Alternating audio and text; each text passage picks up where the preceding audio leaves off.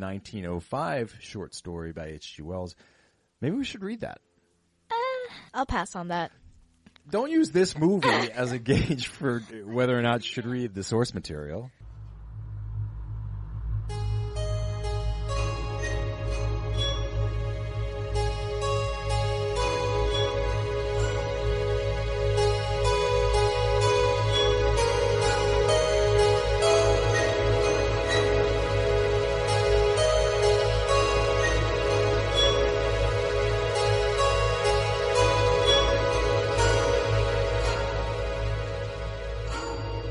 $1977. What a year, Serling. What a year for animals getting angry. So what are we just coming off of? The Bill Shatner cult classic. Say it with me. Kingdom of the Spiders. Take a listen to that episode. Yes. Same year in 1977. A movie where, to get away from the threat, William Shatner and the rest of the characters, they really just needed to get into their car and drive away from the angry animals. But in this 1977 movie, our characters cannot do that. Survival is not that easy. Yeah. You don't have to stretch your sense of plausibility quite as much for this movie. And just before we get too into the intro of today's movie, we've got to talk a little bit about the writer, the originator, the horror sci-fi, mainly sci-fi man, H.G. Wells. He was Titan, a big player in terms of reshaping the shape of things to come. True literary visionary. I had to read a lot of his stuff. I think starting in middle school, so you'll probably have to read his stuff too. Isn't that who Ed Wood, take a listen, was talking to in that bar when he was trying to get inspiration to finish Plan 9 from Outer Space? No. That was Orson Welles. Oh, right. Not to be confused. And not to be confused with Junior Wells either. What? Stop so many being Wells. Confused, please. So H.G. Wells, he wrote The Invisible Man. He wrote Island of Dr. Moreau, which I can't wait to do that one. The original one with Charles Laughton. Charles Laughton was married to the Bride of Frankenstein in real life. Did you know that? You're already leading us off the main road and into the moors. And not the version with Burt Lancaster or the one with Marlon Brando and Val Kilmer. Those suck. H.G. also wrote The Time Machine and War of the Worlds. I mean, wow. Say wow. Wow. That's impressive body of world-changing, alter-the-universe kind of work. The other Welleses did the same, but perhaps to a slightly lesser extent. Is there a full moon out? What do you mean? No. Speaking of Orson and H.G., Orson Welles was back in radio in the 1930s, and he worked H.G. Wells's War of the Worlds into a radio play, and it caused a mass panic because people thought it was real. Like, for real, they thought it was for real. They thought someone was reporting to them about an actual alien invasion over the radio. Wow. I think I've heard about that. It was a big controversy. Like aliens were coming into the studio? Or No, like aliens were hitting cities and towns around the country. And people freaked out? It was massive pandemonium. Did you really hear about this? Sometimes I just go along with you. Damn it. Yeah. But I do think I may have heard something about this. Did he get in trouble? Yes, he kind of got in trouble. He had to apologize publicly for the terror that he and H.G. helped to inspire. But he ended up getting a blank check to go to Hollywood out of it and make Citizen Kane. So, worth it. But back to H.G. Wells, in terms of being a sci-fi literary giant, I would put H.G. Wells up against Jules Verne any day. Just throwing it out there. Mm. Have you read any Jules Verne? No. H.G. had better stuff and darker stuff. And Jules Verne, no slouch. 20 grand leagues under the sea. Under the sea. Under the sea. Journey to the Center of the Earth. I'm missing one. And H.G. Wells is also going to come into the picture next season, right? Oh, yes, absolutely. What's it called? Food of the Gods. Food of the Gods. Right there on our wall. Yes. The wall that no one can see. It is there. You need to take a picture and put it on that website that you haven't touched in like... I know. Cool movie poster, right? Yeah. That was a pretty loose interpretation of as well. Oh, Around the World in 80 Days. Oh. That's what I was blanking on, Jules Verne. But this movie, based, again, very loosely on a 1905 short story by H.G. Wells. Maybe we should read that. I'll pass on that. Don't use this movie as a gauge for whether or not you should read the source material. It'd be fun to read a scary book together. I read lots of books about scary, but not so many scary books, really. Well, we did try. We tried Salem's Lot. That's true. We did. Not as good as I remember. Yeah. When I read it around your age. I got lost, like at chapter 10. You made it further than I did. I need to watch the movie. I was really testing my earlier sensibilities, I think. Waiting for it to kick in. Like I thought I remembered it way back then. Okay, you're right. We have once again failed to keep on the road. Yeah. Just like Jack and David. Take a listen. American Werewolf in London. Last season. Daddy Dum Sum. DDS. You want a Daddy Dumb summary of this movie? Yes, it's always hard to do a dumb summary of a dumb movie, but I'll try. It is classic storytelling. Oh my. No, but it really is because it's H.G. Wells. But no, it's the standard tale. Several lonely, unhappy people and one old couple meet Boat. Boat bring lonely people to island. Also on island, little ants. Also on island, radioactive goo. Little ants meet radioactive goo. Eat radioactive goo. Little ants, now big ants. Big ants, lazy. Big lazy ants make people do work for them in big sugar-making place. Lonely, unhappy people who didn't get eaten by big lazy ants blow up big sugar-making place. One of the lonely, unhappy people who made it out of this movie only survives another 4 years until her face gets boiled off on Halloween 2. How was that? That actually was bad. Which part? No, there were Be too more many. Constructive with your feedback. There were too many big words. It's a Daddy Dumb Sum, not a big word sum. That's my sum. So you're saying my dumb sums need to be more monosyllabic? I don't know what that Damn, means. there I go again. Look, we had limited time this week. We have been really busy, folks. But we're still on top of our episodes. Right. I had an orchestra performance. Yeah, we spent a day in the park for the LA Arts Festival, and you played. And then you had Cats a couple of days before that, and you were tremendous, of course, as always. And then I had my piano recital last weekend, Claire de Lune and Bohemian Rhapsody. You definitely had the most interesting kind of 1-2 combo in terms of your offerings that night. I got many compliments. Wait, why did you get the compliments? Yeah, I don't know. But you got them too. Oh, yeah, and then all the high-stakes testing at school. Right. For over a week. So dumb. No, they need to do that to try to prove that LAUSD deserves moolah, which they definitely do.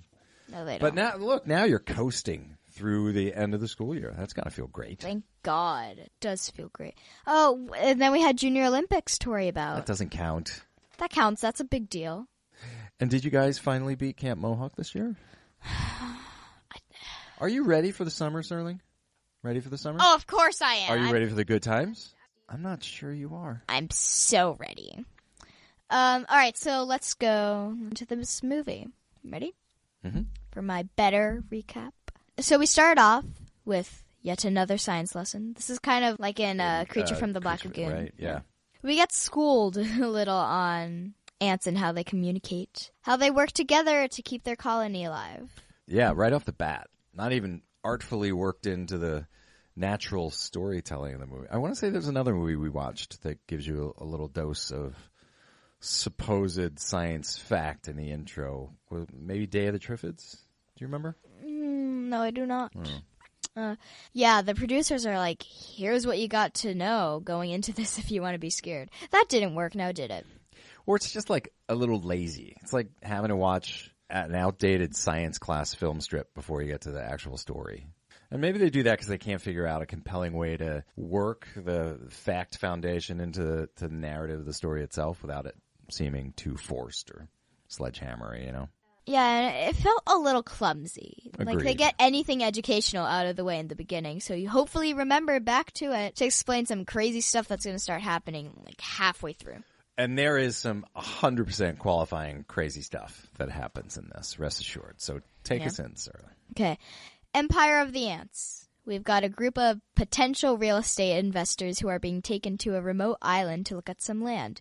They're being led around by some sort of dishonest and slimy salesperson. Marilyn, right? Played by Joan Collins, who we will meet again on this podcast. Many seasons, many letters from now in the tease However, they quickly find out that they probably don't want to invest their money here because the area has been contaminated by silvery, gooey radioactive waste. But that's only the beginning of the problem. Yeah, that was all. Maybe you negotiate a nice discount for a slice of choice property, waterfront. You know, you wear a hazmat suit for a while until things clear up. A couple extra scrub downs in the shower every day. It's dealable. When we were watching this, so the reason that the radioactive waste first got there was because it was dumped into the ocean. Yeah, by some irresponsible corporation. Very probably. Irresponsible. And this was what was going on in the 70s. Yeah, and I was really confused, because how did that only affect the ants and not everything else in the oceans? That's a good point. And I don't think in the original H.G. Wells story, I don't think the ants get big because of radioactive waste. I don't think they even had radioactive waste back in 1905. Oh. But radioactive waste, not the best thing to find in your backyard or on a secluded island. But then, what has all that junk been getting into? Well, it's been getting into the tummies of the island's ant colonies. Should kill them all instantly. Yeah. It's radioactive waste. Problem solved, you would think. Yeah. Picnics safe forever after. Nope. Apparently that's not how radioactive waste works in horror movies. No. I can't even call this a horror movie. This is a horror movie. No, it is not. Come on. It's giant ants eating people. Counts as a horror movie. So I could say... Hey, Jack, can you stick to the main road? Fine. So we're about to have huge picnic problems. Those ants have been mutated into giant, horrifying, intelligent creatures. I always thought that was interesting. Giant ant. You got one word that has its direct opposite word right inside it. Yeah. Ant and giant. I can't think of any other word that does that. But I will. Before the end of this podcast. Not today's episode of the podcast. Give me till the end of, the Y's. I'll come up with one. Well, that will give you a lot of time. Back to the movie and our group of investors. They do their best trying to fight off these creatures. But I guess their best isn't good enough. It isn't, no. The ants destroy their boat, so they're not escaping the island. They start getting spied upon by what can only be described as Antovision. Yeah, we see the same image through dozens of little circles that fill up the screen. And that was such a rip-off of the shot that they use in The Fly of the screaming Yes. lady. But they use it here 30 times. That is not even at all an exaggeration. Yeah. They also rip off the ant sounds from them. From what? 1 sec. I gotta step away from my mic. I couldn't hear you. What? Them! Okay. Yes, the 1950s giant ant movie, Them, with an exclamation after it. Sorry, which is what? why I couldn't hear it the first time. As the sad, lonely people start getting picked off one by one, the group tries to escape upriver in a rowboat. They eventually find their way into the local town, which houses a huge sugar refinery. They flag down the sheriff and the mayor and briefly get to think that all will be well. Once again, another 70s Animals Get Angry movie with a bad mayor in it. And bad sheriff. And bad law enforcement, yes. Exactly. But then they make a terrifying discovery. The island's residents are all under control by the monster ants. How? It's perfectly logical. Especially if you were paying attention to the first few minutes of the movie where we got our science lesson.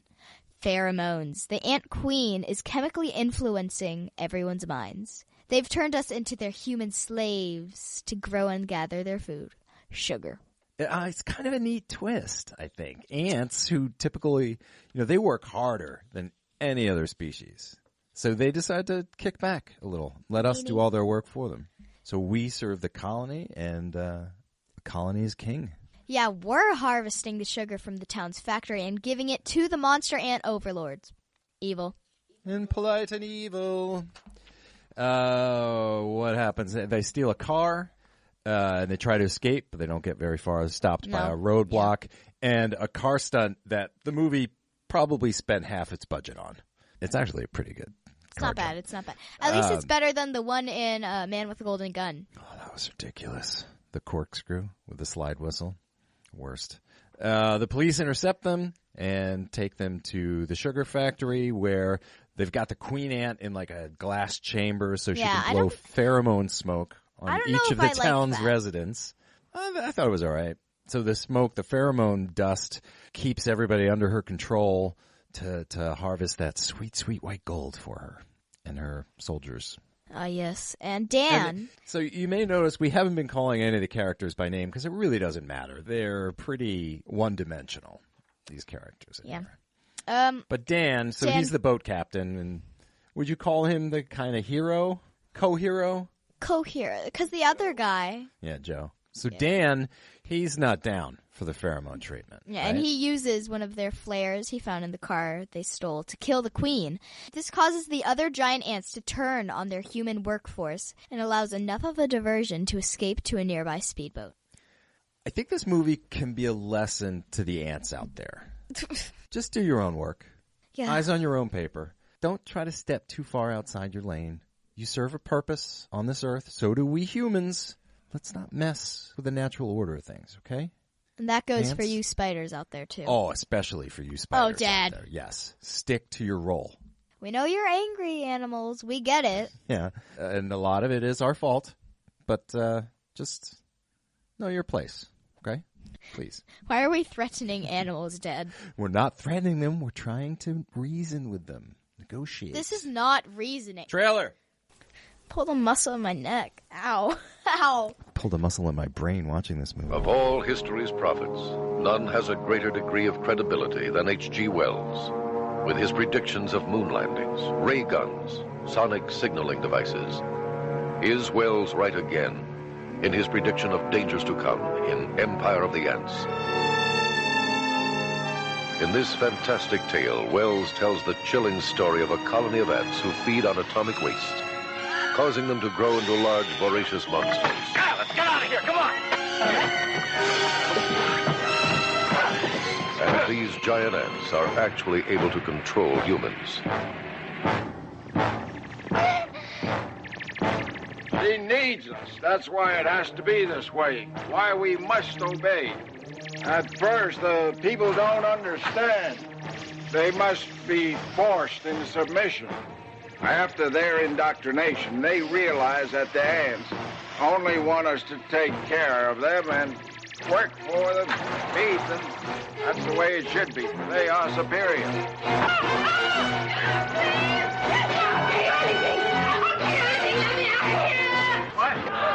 I mean, they don't want us to go that way, and they don't want us to go back the way we came. My God, they're hurting us like cattle!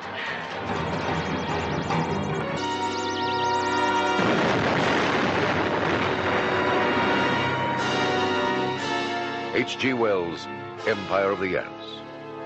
For they shall inherit the earth sooner than you think. What do you go recommended age here? 10. I went 11. I actually went 11.5 What? because they got that one part with the creepy guy trying a lot too hard with our main pretty girl, Colleen. Oh. He gets a little forceful Yeah, before she knees him okay. in the crotch to slow him way down. But it's yet another example of how our recommended age is influenced less by the actual terror of the monsters in the movie and more by the characteristics of the non-monster characters in the movie. That guy was a monster, though. But you know what I mean. Yeah. Let's go 11. Let's go 11. All right, we'll go 11. Go watch. Go watch it. We'll go 11. You go watch if you're 11 with your parents.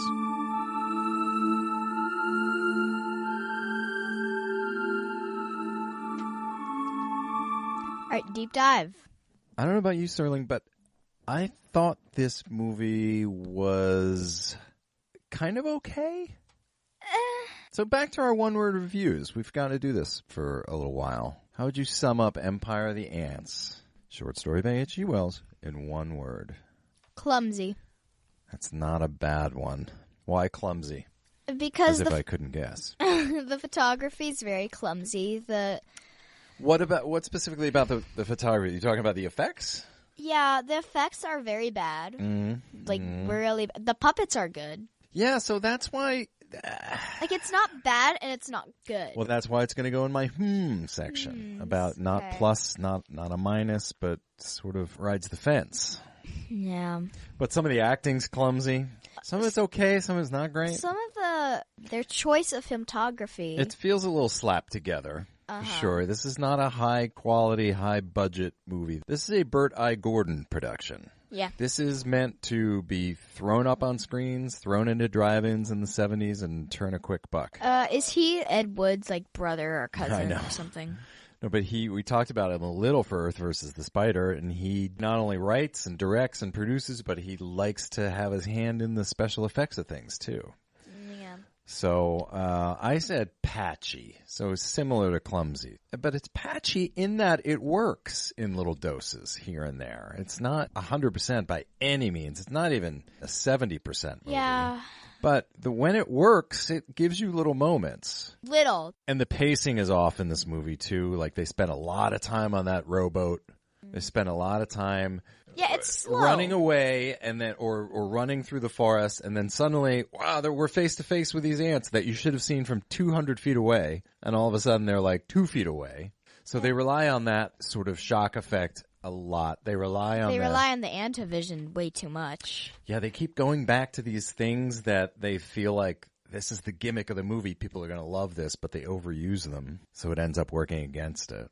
So this was the third and final film released by American International Pictures in their H.G. Wells trilogy. Yeah. American International Pictures, they were an independent, low-budget film production company, and they did a lot of horror and sci-fi.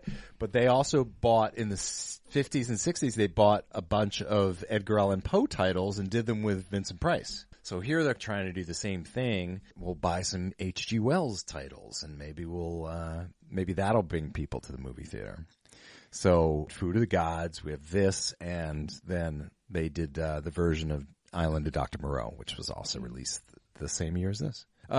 So, Joan Collins, back to her. What did you think of her? She's a good actress. She has a very loud voice, although she was talking through a megaphone for a lot of this movie. Yeah. But she was, from my recollection, very famous for being in a very popular TV show called Dynasty in the 1980s. Nama loved that show. Every suburban mom did in the 80s because it was fantasy fulfillment. It was one of those shows about super rich people that super unrich people were fascinated by instead of infuriated by.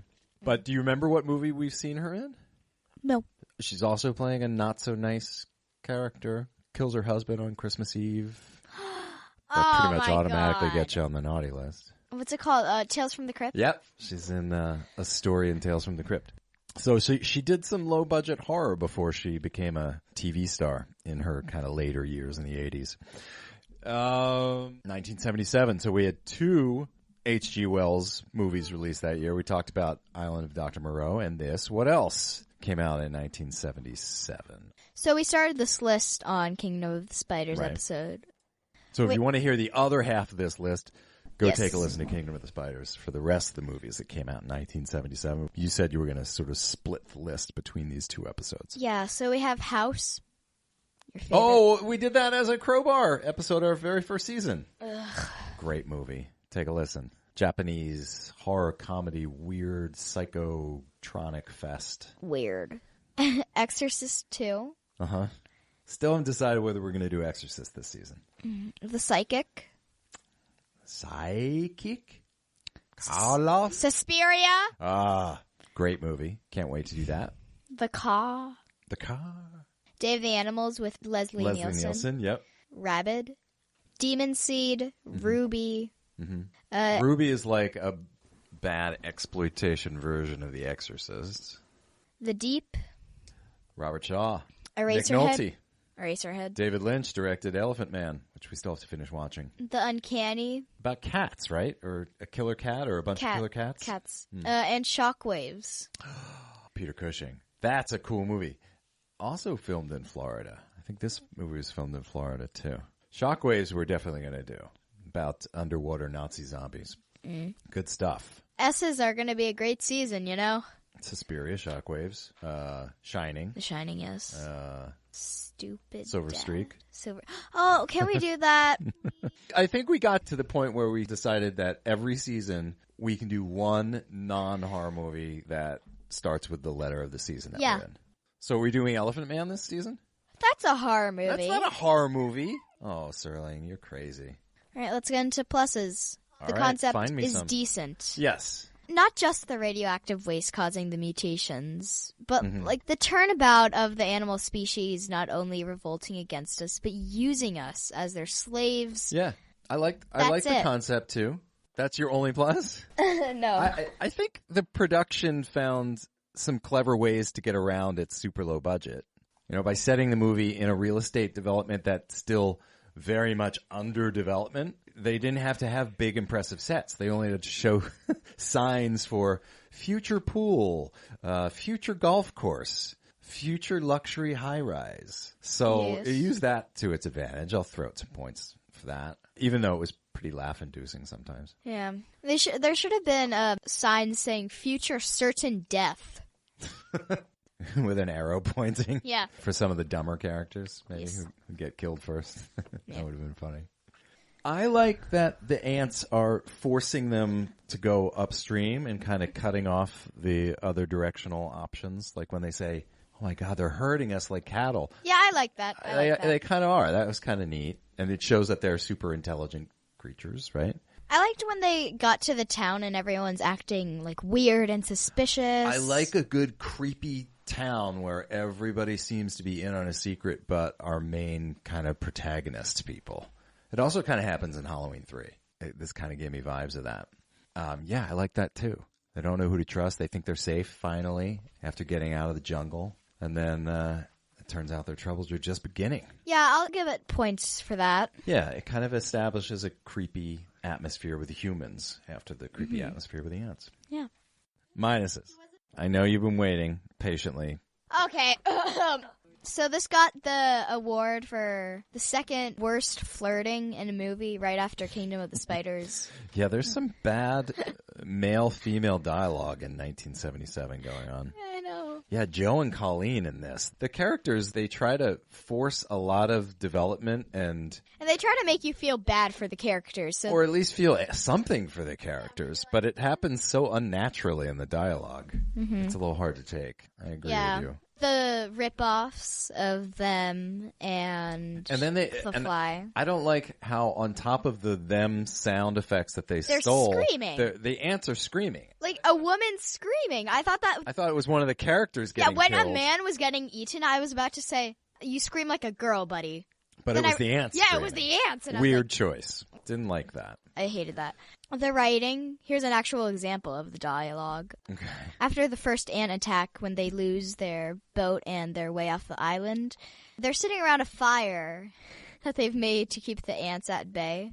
And Colleen, the girl who dies in Halloween 2, the nurse, right, says to one of the characters, Joe, ants. Maybe that was her one-word review. Sums up the movie pretty well. Maybe she was turning in her one-word review to Joe. How about the hms? So this is where I'm going to put the effects. Okay. And back to Bird Eye Gordon, who, again, has his name all over this movie. He's at it here again, and about as successfully. So if you loved Earth vs. the Spider, come and watch this. You might just like Empire of the Ants. But when they had just one ant, it was okay. When they're all crowded around. Right. When they tried to cluster them together, it was too much to contain within the very obvious seams of the composite that it's patched Actually, into. something really funny. I put this in the hms and not the minuses because they had two different types of ants in one scene. They had, I think, army ants. Yeah, they're mixing their species. I couldn't tell whether they were two different species of ants or whether they were just baby ants. No, they were. I read a book on. I have a book. Okay. The close-up shots were okay with the big ant puppets. Yeah, and the editing was quick enough so your brain never really gets to fault find too much. Any SGS moments? Certainly got scared. Certainly got spooked. Certainly got stressed. Okay. I did not care about. Well, then let's go right for coolest kill. 3. Wait. 2. Let me think about that. You're supposed to have this stuff ready. Sorry, I know. You want to go over them again? They all kind of die the same way. Okay, I think I have mine. Okay. 3, 2, 1, Harry Charlie. and Velma. What? Our delightful old couple. Oh. They fall behind. They hang in for a while, but then they fall behind the rest of the group as they're retreating through the forest. And then they find this old ramshackle shed where they hole up in each other's arms. Yeah. And it's so sweet. It is. Yeah. But then all of a sudden, everything's all quiet. And in horror movies, when it all is quiet, it is perfect not good. time to poke your head outside. So that is, of course, what they do. And they're just surrounded by a swarm of ants in the trees, on the floor, in front of them. Yep. And that's where we leave them. They're Yeah. just huddled together. Yeah. They might not die. They may just have been corralled back, to the sugar factory. We never see them again dead. I think it's safe to assume that they're done. All right. Fair enough. Fight, flight, freeze.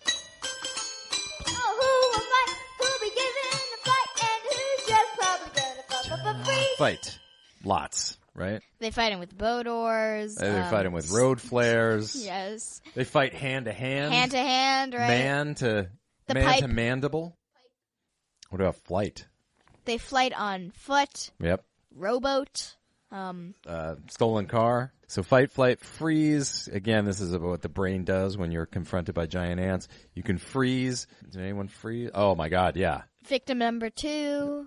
Who's that? Oh, Victim number 2, the wife of the cheap guy who's just. I think they're just on the trip for a free boat ride and snacks. Yeah, I think he literally says that. Yeah. Yeah, she's the one who dies 40 times because her death is shown through one of the overly many antivision shots. There's a good 7 seconds of her freezing. Yes. And just screaming open-mouthed as those 40 circles just are closing in on her. All right.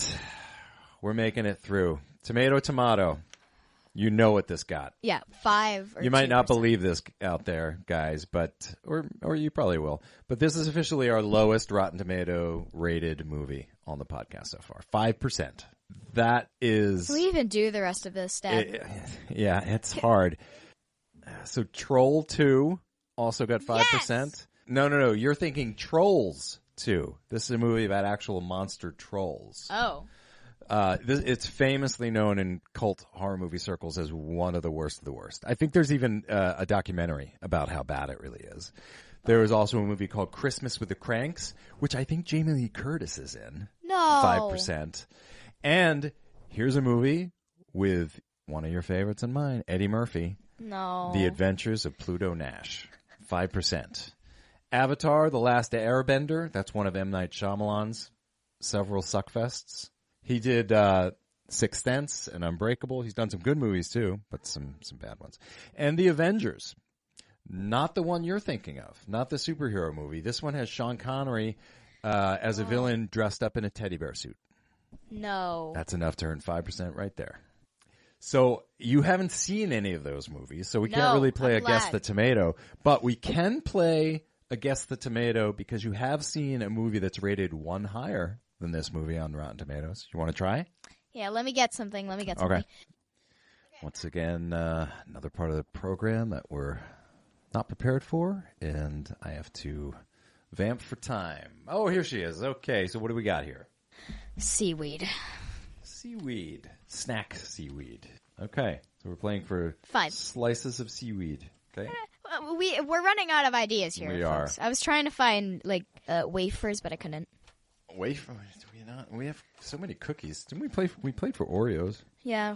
If we'd made those banana cookies, we could play for those, but we didn't have time. We'll do it after this. All right. So this isn't a 5% movie like the movie we're covering. This is 1 higher. 6. So this is a 1% better movie on Rotten Tomatoes. Are you ready? For 5 pieces of seaweed. This movie is animated, and it has the voice of someone who played Ebenezer Scrooge in one of the Christmas Carol movies that we watched. Patrick Stewart does a voice in this animated movie. No idea. Okay, we're down to 4. You're not going to eat it? Yeah. There we go. Some names of characters in this movie are Gene, High Five, and The Emoji Movie. Wow. Give me my 4 pieces of seaweed, and please. Jailbreak. I thought you'd do an AC/DC reference there. Jailbreak. Yeah, the Emoji Movie. That was when I think you were starting to, because when you start showing movies, especially cartoon movies to kids, they're like, this is the best movie I've ever seen. This is the best movie. But this was when you started to realize that just because something is a movie does not mean it's always good. And I had stopped at this point. I was really trying to bite my tongue so as to not influence what you thought of this movie. But I sat through that thing with you, and that was tough. It also won 4 Raspberry Awards that year. Raspberries is kind of the opposite of the Oscars, so they give it to the worst of the year. So it won the worst movie of 2017 at the Raspberry Awards. And Patrick Stewart, Ebenezer Scrooge, did the voice for A Pile of Poop. The poop emoji. That was Patrick Stewart. Shame on you, Sir Patrick Stewart. Oh, God. I think he's a knight. And one lower than, if you can imagine, there are actually movies that are lower on Rotten Tomatoes. Mortal Kombat, Annihilation. I thought that was good. Serving Sarah. Actually, Rusty, our neighbor who does set designs for movies, we bumped into him and he said that he worked with Rob Bottin on this movie. Rob Bottin, one of the greatest makeup effects gods of all time, did The Thing and did The Howling and did A Cow's Butt for this movie called Serving Sarah. Scary Movie 5, which those are like Airplane or Naked Gun but making fun of horror movies. That got a 4%. A remake of Flatliners. And the remake of The Fog got 4%. Yay!